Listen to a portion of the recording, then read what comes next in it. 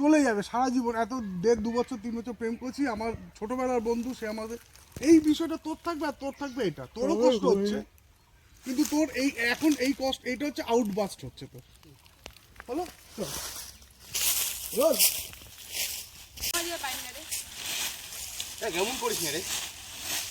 তুই কি করিস কত তুই তুই তো চেষ্টা করিও ধরছো। চেষ্টা করো মানে এতদিন 1 বছর 2 বছর 3 বছর হয়ে যায়, সবাই তার দিন হবে।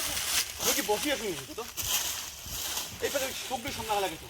একটু বাড়ির সামনে লাগলো তোকে পেট পুরো ফোকাস করা লাগে। আর তুই তো আসিস। আমি কি করিস কথা না বাড়িতে তো এমন চাপ মুই টাইম না রে আর দুটো দিন শুধু কর। কেমন তো পুরো খুব বড় হয়ে। আর তুই তো মোক চিনিস না। তাই এমন করে সবগুলো বস্তু মাথা মিলে নাচবে না, হয় না? তুই বুঝিস না ব্যাপারটা, তুই ব্যাপারটা বুঝ, একবার বুঝার চেষ্টা কর, বাড়ির ব্যাপারটা বুঝ।